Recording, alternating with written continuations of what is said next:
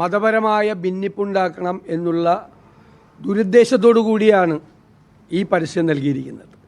ഇത് വർഗീയ വിദ്വേഷം പ്രചരിപ്പിക്കുന്ന പരസ്യമാണ് എന്ന് CPI തന്നെ പറഞ്ഞിരിക്കുകയാണ്. ഇടതുമുന്നണിയുടെ പരസ്യമല്ല, ഇടതുമുന്നണി അല്ല ഇത് കൊടുത്തത്.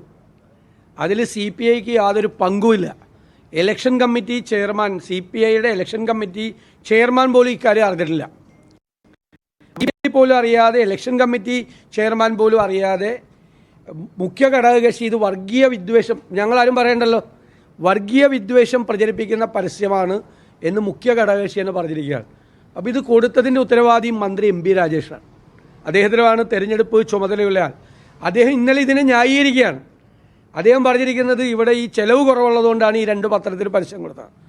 അതിൻ്റെ തലേ ദിവസം പ്രമുഖ ദിനപത്രത്തിൽ 4 പേജുള്ള പരസ്യം കൊടുത്തിരുന്നു ഇവർ. അന്ന് അത് ഈ വർഗീയ വിദ്വേഷം പ്രചരിപ്പിക്കുന്ന പരസ്യമല്ല, അത് വിവാദമായില്ല. 4 പേജുള്ള പരസ്യം കേരളത്തിലെ പ്രധാനപ്പെട്ട ഒരു പത്രത്തിൽ, പേര് പറയുന്നില്ല കാരണം ഇതിനേക്കാൾ പണം കൊടുക്കേണ്ടി വരും, ഇതിനേക്കാൾ സർക്കുലേഷനുള്ള പത്രത്തിൽ 4 പേജുള്ള പരസ്യം കൊടുക്കാൻ അപ്പോൾ പണം ഉണ്ടായിരുന്നു. അപ്പോൾ പണം ഇല്ലാത്തതുകൊണ്ടാണ് ഈ 2 പത്രം എടുത്തത് എന്നുള്ളത് കള്ളമാണ്, പച്ചക്കള്ളം പറയുന്നത്. പ്രമുഖ പത്രത്തിൽ 4 പേജ് പരസ്യം കൊടുക്കാമെങ്കിൽ അതാണ്. പിന്നെ സ്വന്തം പത്രത്തിൽ ഫ്രീ ആയിട്ട് കിട്ടുമല്ലോ, ദേശാഭിമാനിക്ക് പോലും കൊടുക്കാൻ പറ്റാത്ത പരസ്യമാണ് ഈ 2 മുസ്ലിം സംഘടനകളുടെ നേതൃത്വത്തിലുള്ള കൊടുത്ത് അവിടെ വിദ്വേഷം ജനിപ്പിക്കാൻ വേണ്ടിയിട്ട് നോക്കിയിരിക്കുന്നത്. ഇത് വലിയ മുറിവാണ് ഇത് ഏൽപ്പിച്ചിരിക്കുന്നത്. ഇവരെങ്ങോട്ടാണ് പോകുന്നത്? ഏത് വഴി? പാർലമെൻറ്റ് തെരഞ്ഞെടുപ്പിലെ ദയനീയമായ പരാജയത്തിന് ശേഷം സമനില നഷ്ടപ്പെട്ടിരിക്കുകയാണ് CPM നേതാക്കന്മാർക്ക്. എങ്ങനെ പറയണം, എന്തു പറയണം, ഏത് രീതിയിൽ പറയണമെന്ന് അറിയില്ല. ഇവരെ റിമോട്ട് കൺട്രോൾ ചെയ്യുന്നത് BJP ആണ്. ഇന്നലെ സന്ദീപ് വാര്യർ പറഞ്ഞ കറക്റ്റാണ്. BJPയുടെ ഓഫീസിൽ നിന്നാണെങ്കിൽ മാത്രമേ ഇങ്ങനൊരു പരസ്യം എഴുതി കൊടുക്കുകയുള്ളൂ.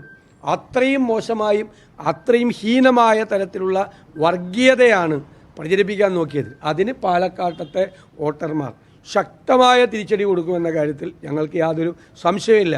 അതാണ് ഈ തെരഞ്ഞെടുപ്പ്, ഇത് മതേതര കേരളമാണ് എന്നുള്ള പ്രഖ്യാപനം കൂടിയായിരിക്കും പാലക്കാടത്തെ ഉപതെരഞ്ഞെടുപ്പിൻ്റെ റിസൾട്ട് വരുമ്പോൾ കാണാൻ പോകുന്നത്. ഭിന്നിപ്പിക്കാനുള്ള എല്ലാ ശ്രമങ്ങളെയും BJPയുടെ, സംഘപരിവാറിൻ്റെ, CPMൻ്റെ, ജനങ്ങളെ ഭിന്നിപ്പിക്കാനുള്ള എല്ലാ ശ്രമത്തിനും തക്കതായ തിരിച്ചടി കിട്ടും.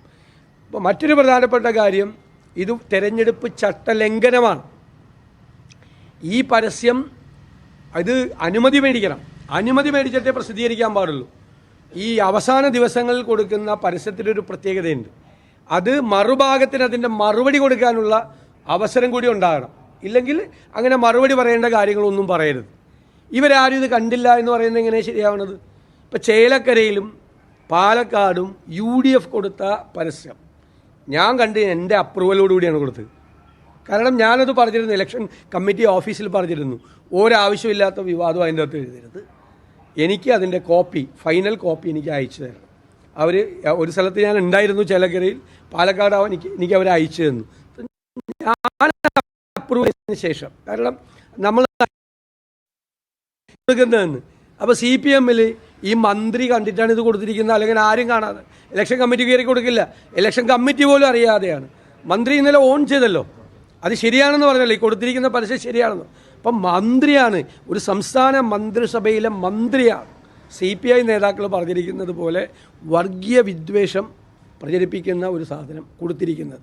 അത് ഇതിൻ്റെ ഗുരുതരമാണ് ഇത് എന്നുള്ളത് ഒന്നുകൂടി ചൂണ്ടിക്കാട്ടുന്നു. പിന്നെ തെരഞ്ഞെടുപ്പ് ചട്ടങ്ങളുടെ ലംഘനം നടത്തിയിട്ടുണ്ട്, ഞങ്ങൾ പരാതി കൊടുത്തിട്ടുണ്ട്. അതിന് പത്രത്തെ വിളിച്ച് മാത്രമല്ല ചോദിക്കേണ്ടത്, കൊടുത്ത ആളുകളെ കൂടി വിളിച്ച് ചോദിക്കണം, അതിനാവശ്യമായ നടപടികൾ എടുക്കണം. ഇത് കേരളത്തിൽ ഇനി ഒരിക്കലും ആവർത്തിക്കാൻ പാടില്ല എന്നതുകൊണ്ട് ഞങ്ങൾ ഇത് നിയമപരമായ പോരാട്ടവുമായി തെരഞ്ഞെടുപ്പ് കഴിഞ്ഞാലും മുന്നോട്ട് പോകും.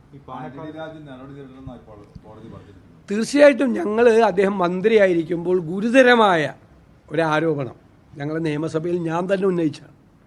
അന്ന് മുഖ്യമന്ത്രി നിശബ്ദനായി, മന്ത്രി കുറേ കാര്യങ്ങളൊക്കെ മറുപടി പറഞ്ഞു. ഇപ്പോൾ സുപ്രീം കോടതി വിധിയോടുകൂടി അദ്ദേഹം വിചാരണ നേരിടേണ്ട ഒരാളാണ് എന്ന് വന്നിരിക്കുകയാണ്.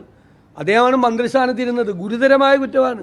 ലഹരി മരുന്ന് കേസിൽ ഉൾപ്പെട്ട ഒരാളുടെ അടിവസ്ത്രത്തിൽ ഒളിപ്പിച്ച് ലഹരി മരുന്ന് കൊണ്ടുവന്ന ഒരാൾ കേരളത്തിലേക്ക്, അത് ആ അടിവസ്ത്രം തെളിവായി സ്വീകരിച്ചു. ആ അടിവസ്ത്രം ഈ പറയുന്ന സാധനങ്ങൾ വയ്ക്കുന്ന കോടതിയിൽ നിന്ന് ഒരു ഉദ്യോഗസ്ഥൻ്റെ കൂടി അറിവോടുകൂടി അത് പുറത്തെടുത്ത് അതിൻ്റെ തയ്ച്ച് അതിൻ്റെ ഷേപ്പ് മാറ്റി വിചാരണ വേളയിൽ ഇത് അയാളുടെ അല്ല എന്ന് കാണിച്ചു. എത്ര ഗുരുതരമായ കുറ്റമാണ്. അങ്ങനെ ഒരാൾ കേരളത്തിലെ മന്ത്രിയായിരുന്നു എന്നത് കേരളത്തിന് അപമാനകരമാണ്. സത്യത്തിൽ അപമാനകരമായ കാര്യം. ഞാനിത് നിയമസഭയിൽ പറഞ്ഞപ്പോൾ മുഖ്യമന്ത്രി മൗനം പാലിച്ചു. മുഖ്യമന്ത്രി കൂടി ഇതിന് ഉത്തരം